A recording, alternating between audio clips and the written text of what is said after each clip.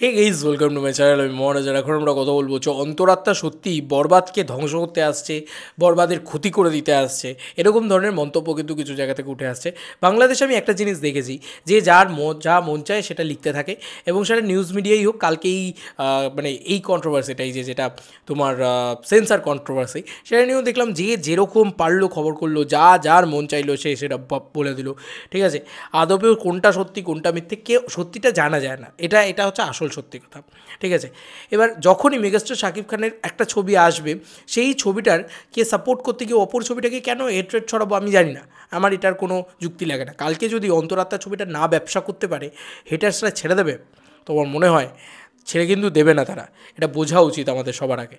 যাই হোক, আমি একটা পোস্ট পড়ছি যেটা বাংলা চলচ্চিত্র জগৎ থেকে এসছে, যে এবার ঈদের শেষ মুহূর্তে এই যে এটা। হ্যাঁ, তবে একটা জিনিস আমাকে বলতেই হবে যে অন্তরাত্মার টিম হঠাৎ করে কেন একটা প্রমোশন দিয়ে তারা, বেসিক প্রমোশন দিয়ে তারা আনতে পারতো।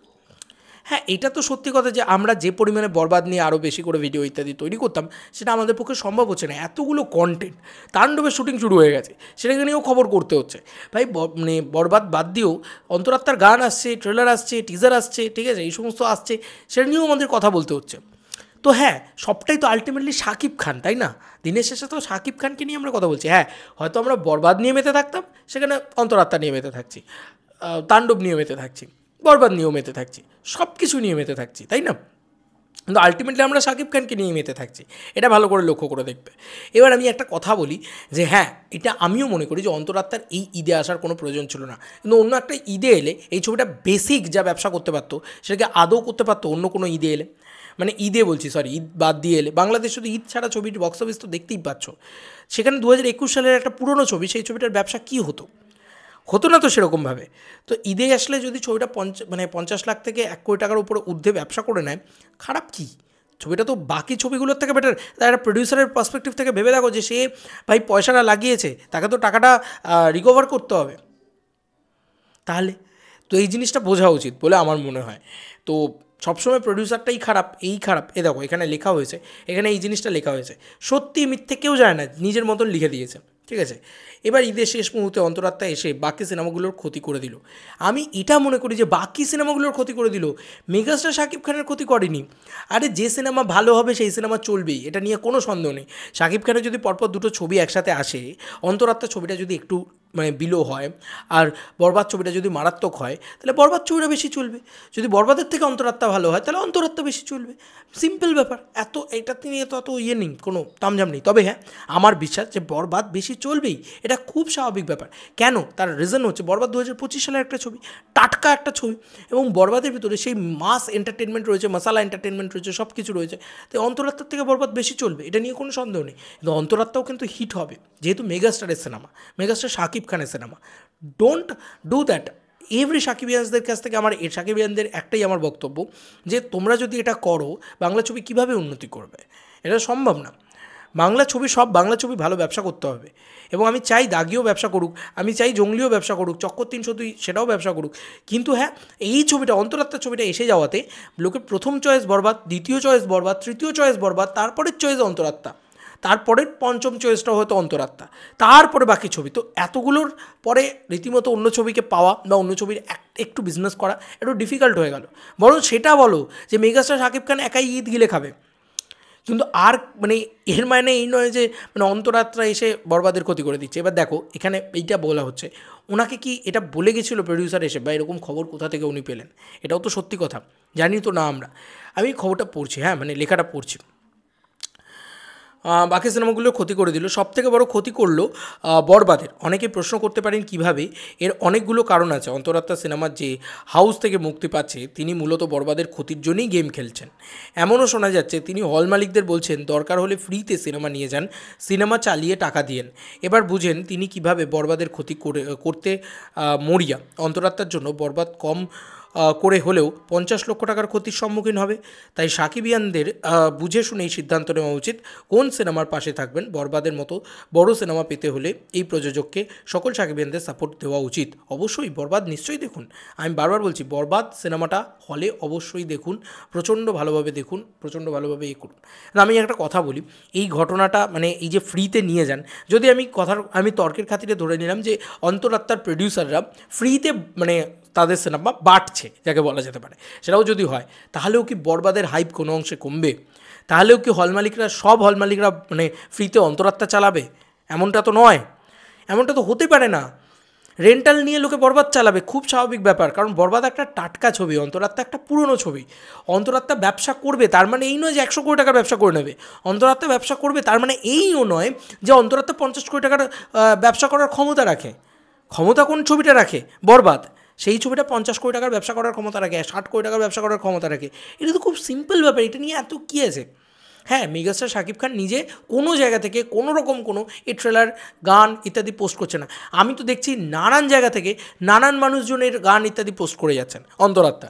তো বোঝা যাচ্ছে যে অন্তরাত্মার কোনো স্ট্যাটিক ব্যাপার নেই। ওনারা দেউলিয়া হয়ে গেছেন সম্ভবত প্রডিউসার। কোনো রকমে এই সিনেমা বানাতে গিয়ে তাদের প্রচুর হয়তো তারা প্রচুর বাধা বিপত্তি পেয়ে এসছেন, যে কারণে তারা কোনো রকমে রিলিজ করে একটু দুটো পয়সার মুখ দেখতে চাইছেন। এটা কি খুব অন্যায়? এটা কি খুব অন্যায়? অন্য টাইমে ঈদ ছাড়া কোনো একটা টাইমে যদি নিয়ে আসা হয়, দরদের কি বক্স অফিস কালেকশন হলো সেটা তো বুঝতে হবে একটা প্রডিউসারের দিক দিয়ে দেখতে গেলে। তাই প্লিজ সাকিবিয়ানরা এটা করো না। আমার মনে হয় যদি যাদের ক্ষমতা নেই, ধরো যারা গুদাম ঘর চালাবে, ঠিক আছে, অনেস্টলি স্পিকিং যারা গুদাম ঘরে এই সিনেমা সিঙ্গল স্ক্রিন চালাবে, সেখানে অন্তরাত্মা চলুক না, ক্ষতি কী আছে?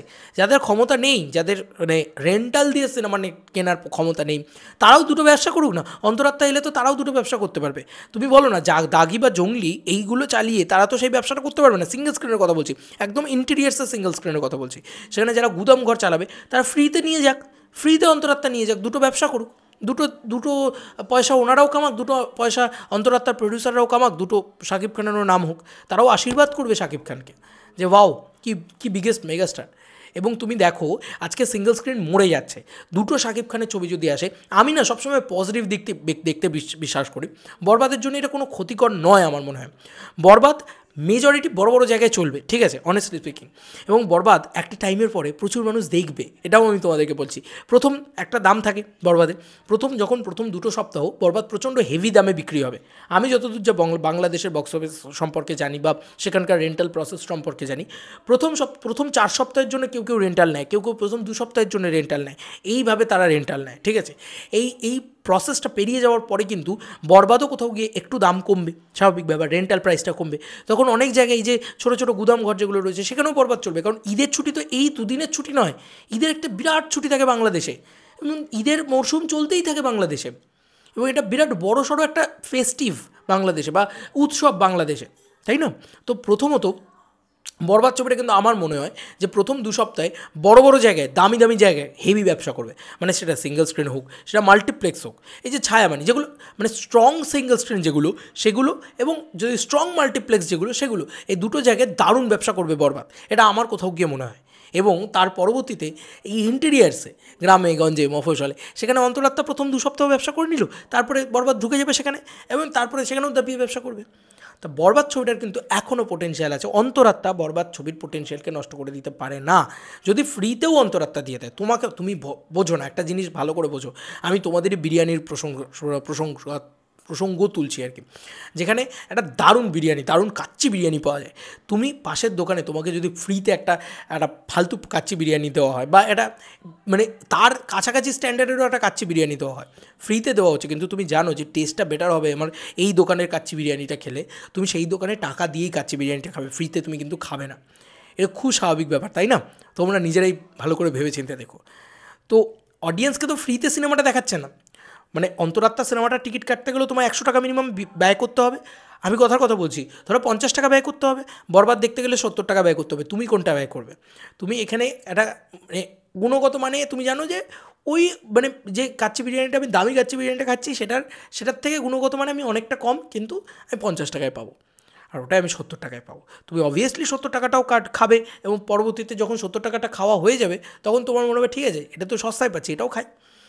এভাবে কিন্তু দুটো ছবি দারুণ ব্যবসা করবে এবং বাংলাদেশ যে সিঙ্গেল স্ক্রিন সেটা আরও ফ্লারিশ করবে, সেটা আরও উপরের দিকে উঠবে বলে আমার ধারণা। যাই হোক, এটা আমার মতামত ছিল, আমি আমার মতামতটা পোষণ করলাম। এবার তোমাদের কার কী মতামত জানিও কমেন্ট সেকশনে।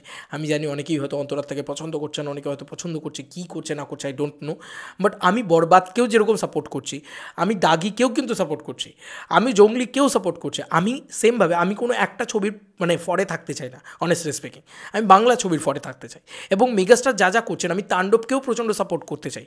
আমি এই অন্তরাত্মা ছবিটাকেও সাপোর্ট করতে চাই, বরবাদকেও সাপোর্ট করতে চাই, অন্তরাত্মাকেও সাপোর্ট করতে চাই। কারণ আলটিমেটলি মেগাস্টার শাকিব খানের ছবি ওটার বিজনেস করতে হবে ভাই, বাংলা ছবির ব্যবসা করতে হবে, বাংলা ছবি যাতে আরও বড় জায়গায় যায়।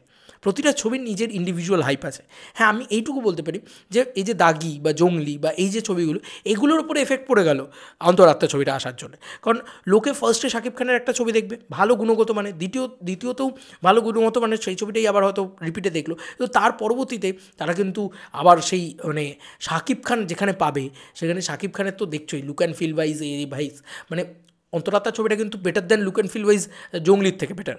জঙ্গলি এই 2025 সালের ছবি, তারপরেও কিন্তু দেখতে ভাল লাগছে শাকিব খানের ছবিটা, তাই না? ওটা শাকিব খান ভাই, he is the biggest megastar. এটাই তো আমি মানতে হবে যে তার ভিতরে সেই মানে জৌলুসটা রয়েছে, তার ভিতরে সেই ব্যাপারটা রয়েছে যে সেই অডিয়েন্সটাকে পুল করতে পারে, তাই না?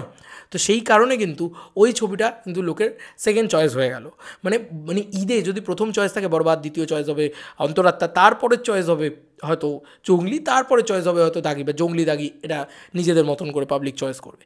তো এরকম একটা পরিস্থিতি, আর চক্কর 302 তো একদম শেষ, এরকম একটা পরিস্থিতি হলো বাংলাদেশে।